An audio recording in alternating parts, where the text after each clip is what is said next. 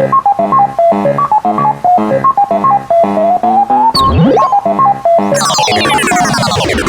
everyone. As I'm asking all my team to go and speak in front of everyone, I thought it was a great idea that I do the same, like exemplarity means. So I'm Quentin. I'm gonna talk about my small life. So I'm from Normandy, and this is my story to how I came from Normandy to the page pute of Brain magazine. I have only one previous experience before back market. I worked 2 years at NetEven. So I didn't had the chance to experience the best practice in the big companies like Google, Facebook, Spotify, etc. So this is my story. I'm a roof CTO, early stage CTO.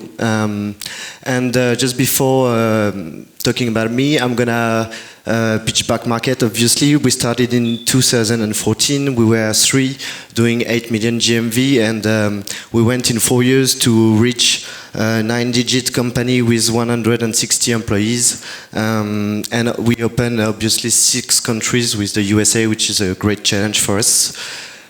So I'm gonna talk about these 2 other guys, which are Thibaut and Vianney, my co-founders. So yeah, when you're a CTO at the very beginning, you have a lot of jobs. Like you're a lead developer, you are an engineering manager, you are an architect, you are DevOps, etc., etc. And it can be hard to be the master of all that skills. And we don't care, but you can feel lonely. Like it can be a very long path alone, and it's hard to find people to talk about your pains. Like I tried a lot to meet some other CTOs, ask them, hey, can you help me with my AWS stuff? And they were asking no, obviously. So my first advice is if you have a specific pain, don't try to get other CTO or other co-founder. Just if you have a DevOps issue, talk to DevOps. If you have a management issue, talk to other engineering manager in other companies. And of course, if you have a co-founder or CTO pain, you can reach out them. It's can be interesting to find a CTO that are just 6 months before you, to have some advice and anticipate the big step that you will have to cross. So anticipate, but don't over-anticipate. Anticipate, but don't over-anticipate. This is Ben Fisher, one of my business angels. We were in a room asking him some money, obviously, and we were talking about scaling the company. Even we didn't have done any sales yet, but we were talking about that. How can we scale the company? How will you hire a lot of engineers? What's your stack? I'm Python. Is it easy to recruit some Python engineer? Not really. So why don't you do PHP? Come on, I already built the MVP, I won't change my stack, etc. But it's okay to be just right on your shoes and tell him, okay, this is a really long-term problematic. I will definitively find some Python engineer, so I will keep my stack. And anticipate over anticipate means in 2015 we had to internationalize our website. We were just open in France, and 2 months ago we need to open 4 other countries: Spain, Belgium, Italy, Germany. And I accepted to don't do the multi-currency because multi-currency was 1 month more, and when you're a CTO, you don't have a lot of money, you don't have a lot of people, but your most precious thing is your time. So it's okay to know your technical depth, it's okay to know that you will have to do that at some point, but my position was, okay, when I will have to do multi-currency, I will have the money to hire engineers. So I just keep that in my mind, and I just open these countries without doing the multi-currency. Yeah, sand, stones, and jars. Perhaps you already know these pictures, but it's all about your time management, avoid procrastination, etc. When you're on a day-to-day, people ask you, always send. Can you add him on Slack? Can you do that? Can you do that? Please help me, I've got an issue. But at the end of the quarter, when you see your investors, they ask you the stones. So it's really important to manage your time and be able to focus on the big stones, then put the small stones and do the sand in the way, because you still have some dead time when you can do the sand. And this is really important to keep it in mind, because if you just do the sand, then you can't do the big stones and your position will be in danger because you didn't deliver that. So VC are going to ask you why, ask you reporting, they are going to dig in, and at the end perhaps you will be fired. My second advice is to choose co-founders that you can trust, but moreover that trust you, else you can walk away. I see a lot of CTOs with a lot of trust issue with their other co-founders. There is only two ways: the company crash, or the guy is fired, or he leaves. It's really important to put the trust in the middle of your relation with your co-founders. So it's like a marriage, or I don't know how to say that.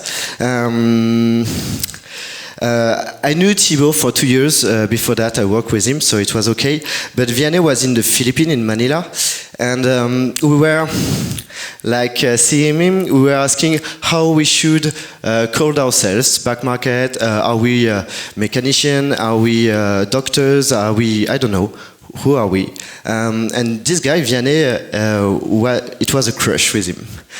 But it was a crush like when you met a girl and you don't know if it's just for the night or for your whole life.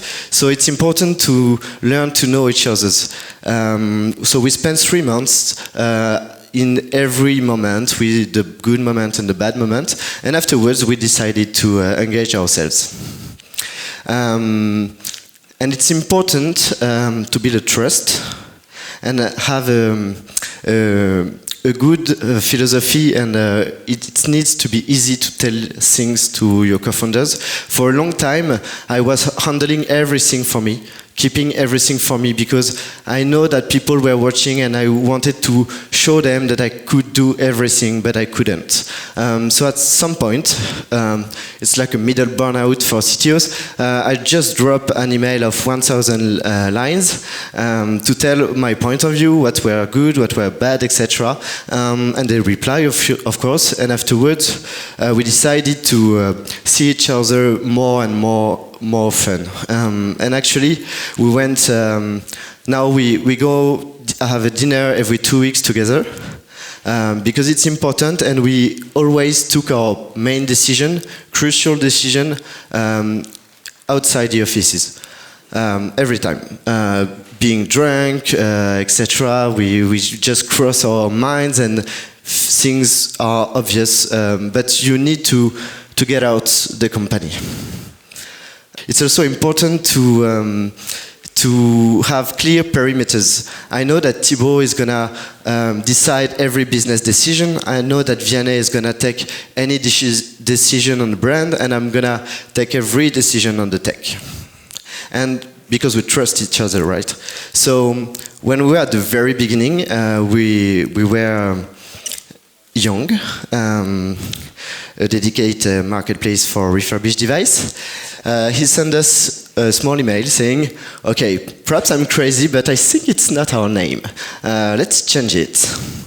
And we became Back Market. And the other story tells us that it was the right idea, obviously. But okay, we didn't discuss about it. It was his choice. We were trusting him, so we changed our name.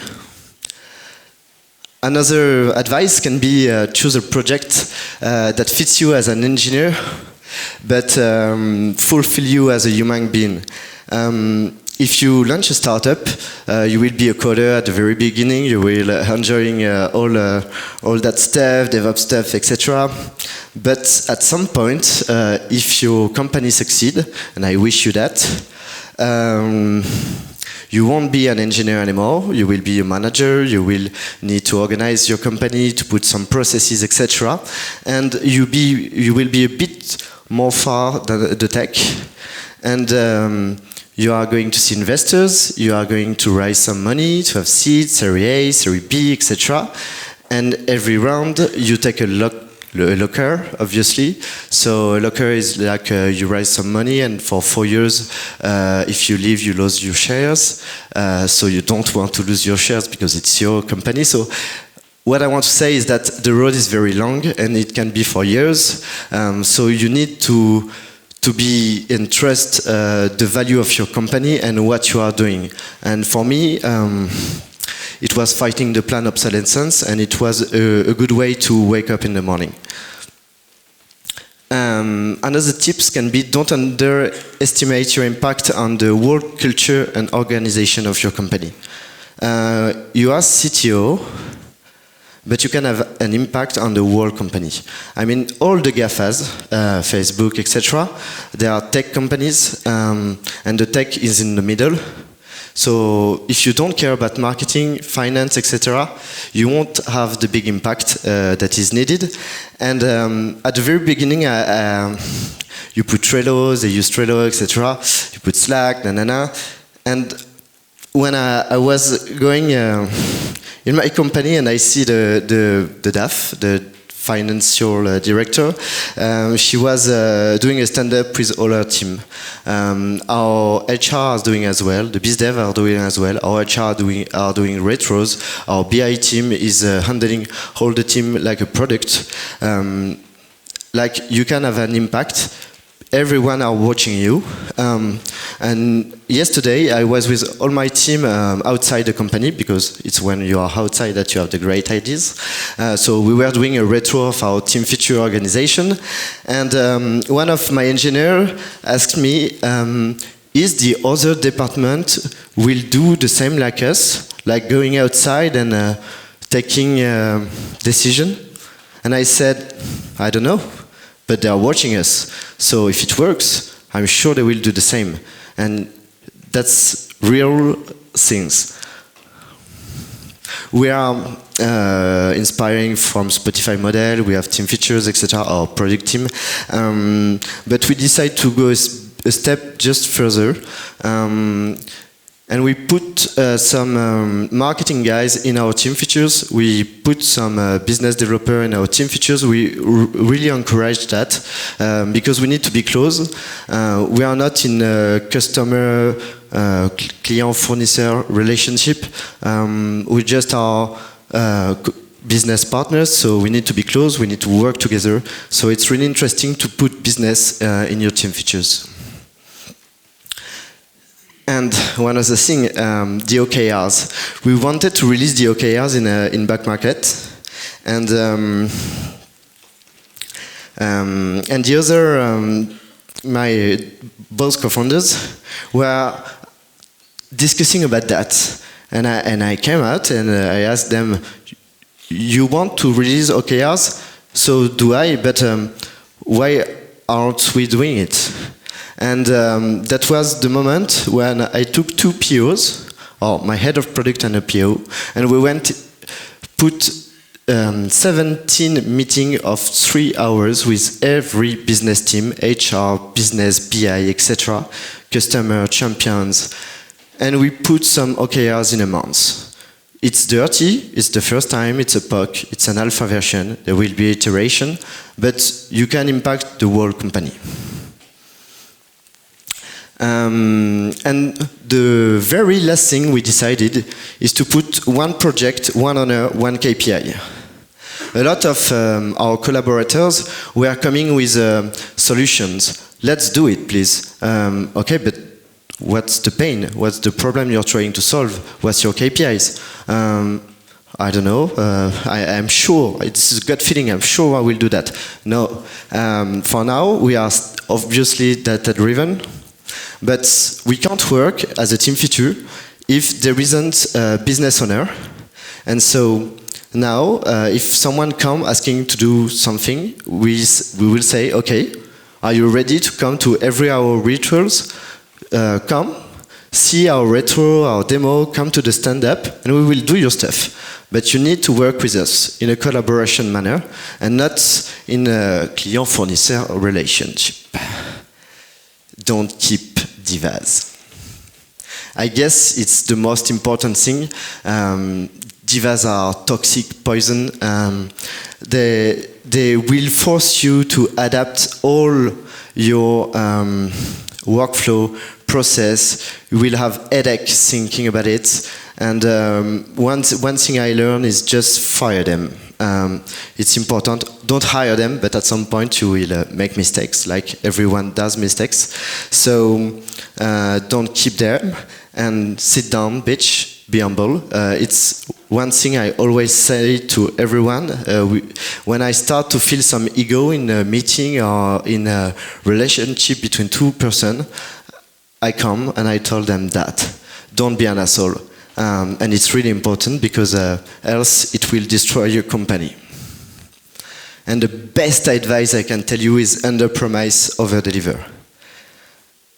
It's true for everything, starting with yourself. If you start your day telling yourself, I will do these 2 tasks, and you manage to do 4, you will be happy at the end of the day and proud of you.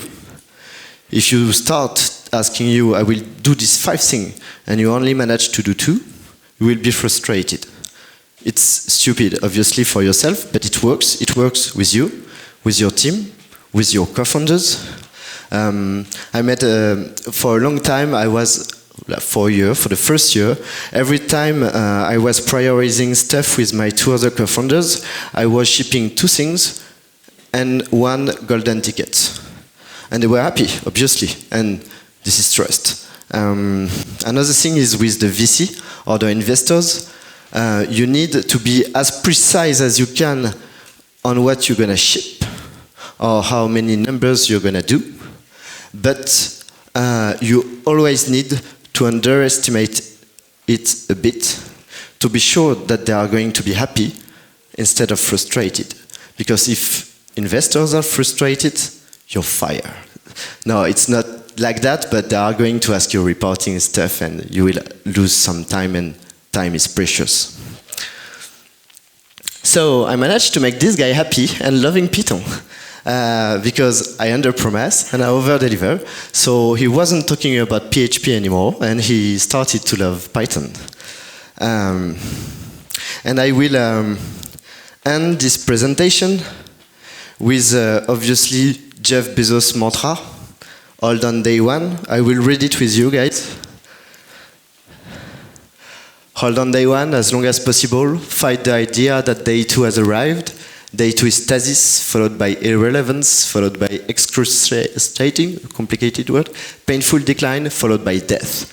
And that is why it's always day 1. We have another way to say it in our company. And it started when we started to bring middle management, head of, executing staff, big guys coming from big companies. And they were just not able to manage their department because they wasn't used to work in a scaling company. When your company scale, the bottom, every employees are learning with you, and they are learning to scale, they are learning their job change every 2 months, 3 months, and it's hard to be at the top. So when the middle management came out, they were starting to tell, hey, it's not my fault, it's them. No, you're responsible, so it's your fault. They are not managing to generate a reporting. Do it. Show me. You can't. So in back market, we call that keep your feet in the shit. It's really important to be always your feet in the shit. It's not because you're putting some middle management that problem disappear. They are staying and they need to be fixed. 1 week ago, my CEO was in the USA. We had an issue with all our offers. Our listing curve was going down. What he did he ask every guy to check it? No. He connects himself on FileZilla, go on the FTP, check all the files, all the columns, trying to find why the listing were going down. I mean, My CEO, we are 160 employees, and he still do that. So why the C-levels, the heads of, are not doing that? They need to be involved and keep their feet in the shit. Thank you.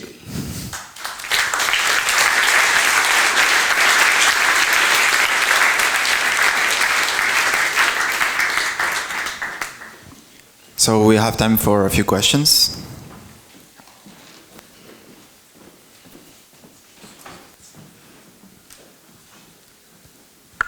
So I'll go for the question in English. Yeah. So how do you tell? You said you shouldn't hire divas, which I happen to agree with. And so how do you tell diva from a charismatic? Sorry, didn't get the last word. A diva from a charismatic. Someone who has great charisma from a diva. What's the difference? You're comparing divas and leadership? It depends. I think they're different, but it's just a question to see how you're thinking. Well, I have some stupid question to detect ego. And the first one is, are you gonna put your feet in the sheets? But it's hard to make the difference, and that's why you do mistakes. And that's why there is a trial period as well. And sometimes you can blame yourself as well, because perhaps it wouldn't have been a diva if you were doing a good onboarding. So we worked a lot on our onboarding, and I made a lot of mistakes on that, losing my head of engineering, etc. He wasn't a diva, obviously, but I had some as well. And it's easy to feel a diva. It's when the diva is in holidays, everyone are smiling, like. It happened. I mean, I had two guys leaving, and everyone are happy, and they come back, and then. So you need to have a detector. Can you give some examples of like known entrepreneurs that we all know, maybe that you think are divas versus some who are charismatic? Oh no. No, like not from Paris, not from Paris. Like just. No, actually, as I said. I'm a Northman guy. I come from Normandy. I had to be focused in 4 years. I definitively don't know everyone. And I used to, when I see people that I don't like, I just forget the names. So I can't blame someone. Okay, thank you.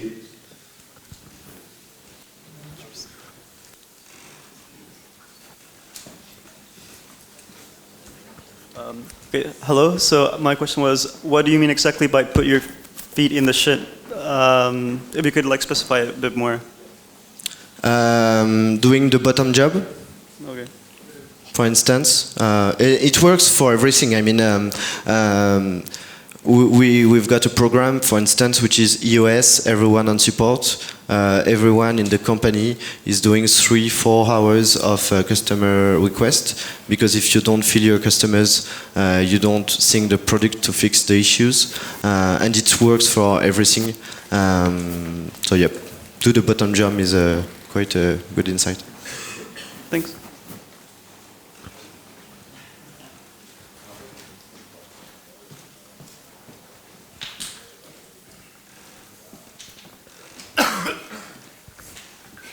So, hi, neighbor. So I think Quentin used to live actually in the same building as I'm living now. But now he moved out because obviously he got rich, right? So,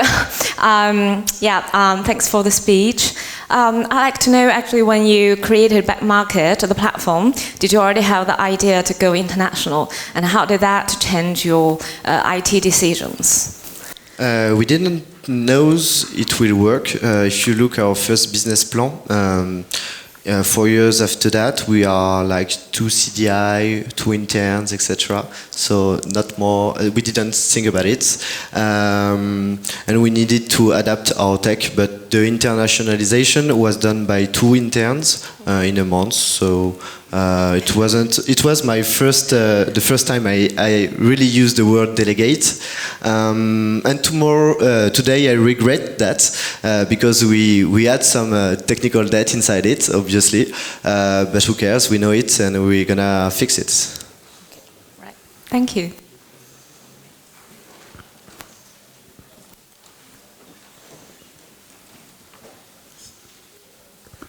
Hello.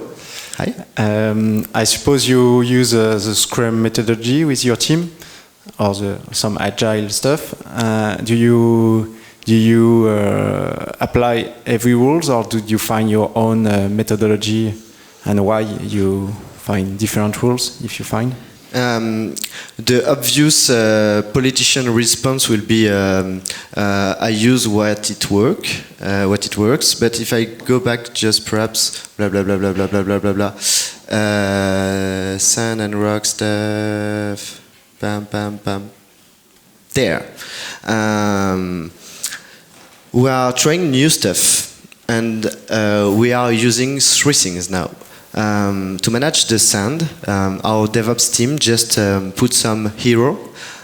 So we've got a Slack bot, and instead of asking a DevOps, your favorite one, which never gonna do stones because everyone is asking him stuff, now we've got a hero. So the hero protects the whole team from the sand, and he's doing all the sand. And as he's only one, he can't do all the sand. So that's a first thing. The second thing is that we are using Scrum to do the big stones. So we spread 60% of our velocity, capacity, etc. to do Scrum for the big stones. And we use Kanban for all the small stones. So they are prioritized, and when we have time, we do the small stones. But we need to be sure that we ship the big stones because investors are looking at it. So you dedicate 60% of your time to big stones, 40% to small stones, and you have one guy for the sun. Yeah, so it makes not 100, but yeah, you get the idea. Thank you. You're welcome.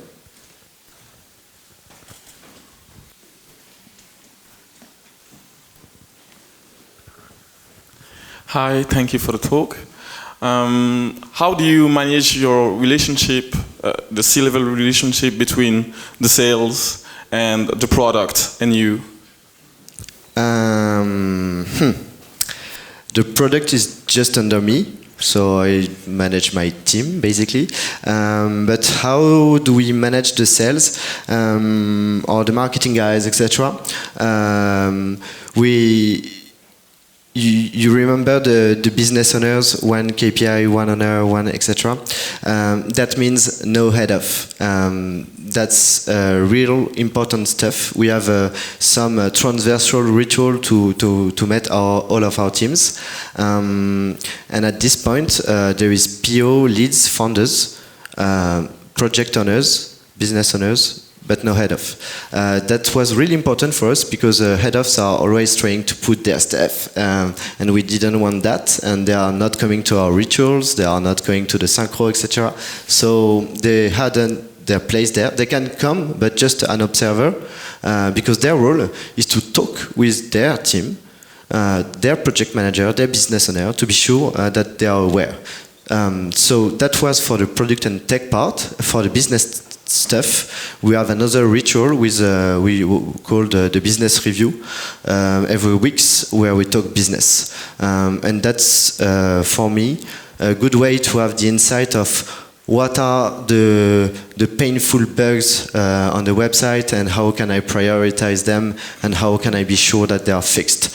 So we have ritual to talk numbers. We have another ritual one time per month called the macro time, where we discuss more about organization and people issues.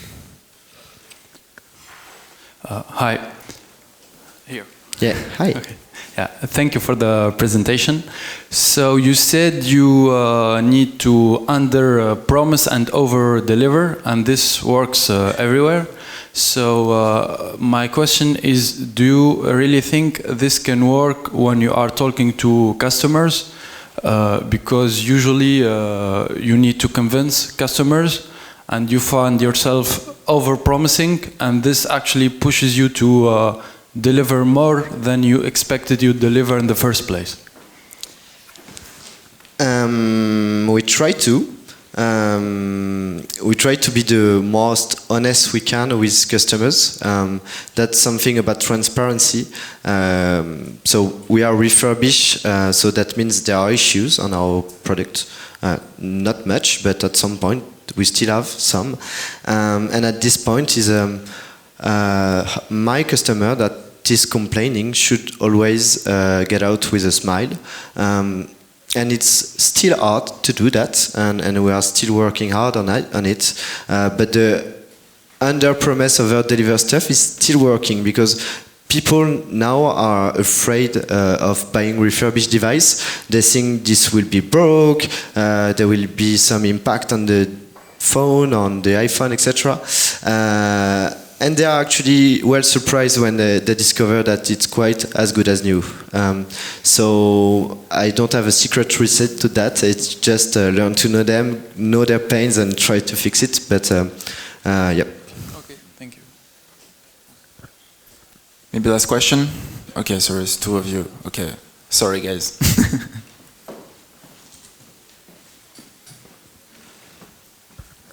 Hi, what's your day-to-day job? Because I guess actually you don't code anymore, but more management or just technical direction? My day-to-day job changed every 3 months.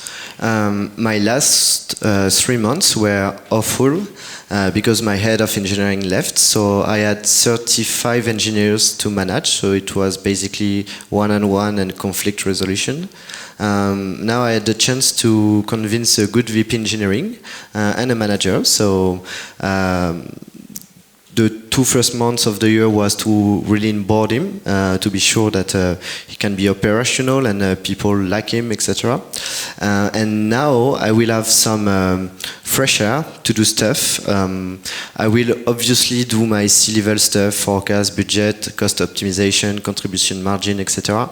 I will spend a bit more time with my co-founders as well, because if there is lack of communication in your company, that can means that there is lack of communication with your co-founders as well, like exemplarity.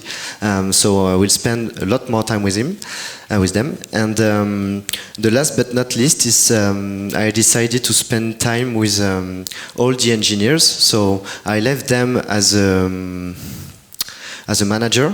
I created the CTO as a service, so they can ask me every Wednesday of the month, they can ask me 20, 40, 1 hour time to talk about people, human, but also business, vision, etc. And on the day-to-day, I will just go with them and explain them all the code, because I still have some knowledge to share. And for instance, we were 12 in January last year. Now we are 55 in my team, so the team is very fresh, and I need to give them all the knowledge. So that's mainly how can be the most useful for the company right now. But this will change in 3 months again. Thank you. Okay guys, let's give a huge round of applause to Quentin. Thank you.